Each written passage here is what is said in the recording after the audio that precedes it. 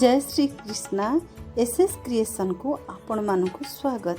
आज मु आपण को भगवत गीतार प्रथम अध्याय द्वितीय श्लोक को विशद भाव वर्णना करुछि। दृष्टा तु पांडवानिकं व्यूढं दुर्योधनस्तदा आचार्यमुपसंगम्य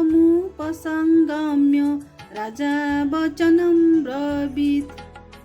संजय कहिले, हे राजा, वज्र व्यूहरे सुसज्जित पांडव मानकर सैन्य मानकु देखिला परे राजा दुर्योधन गुरुଙ୍କ निकटକୁ गले एवं कहिबाकु लागिले, अर्थात धृतराष्ट्र जन्मरू अंध थिले, दुर्भाग्यवशतः से दिव्य दृष्टिରୁ ମଧ୍ୟ वंचित थिले।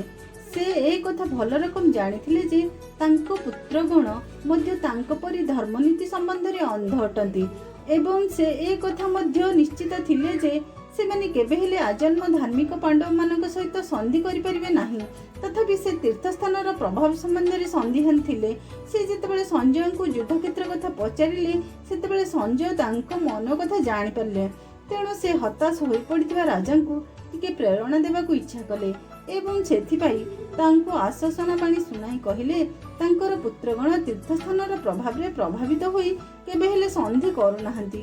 तेणु संजय राजा धृतराष्ट्र कहिले, तांको पुत्र दुर्योधन पांडव मानकर सैन्य सज्जा देखिला परे संगे संगे सेनापति द्रोणाचार्यଙ୍କ निकटକୁ जाई प्रकृत स्थिति संपर्क रे सूचित कले।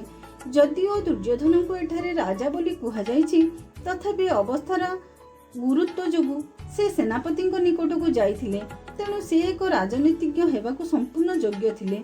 किंतु दुर्योधनकर ए कूटनैतिक ढांकुणी तांकर आशंका को छपाई पारिला नाही। पांडव मानकर सैन्य सज्जा देखि से जे भीतत्रस्त होई पड़िथिले यह परिष्कार भावे जणा पडुथिला। भिडियोटी संपूर्ण देखिथिबारु धन्यवाद। हाँ, लाइक, शेयर और कमेंट करिवे एवं मोर परवर्ती श्लोक को देखिबा पई बेल आइकन को दबांतु और सब्सक्राइब करंतु। जय श्री कृष्णा।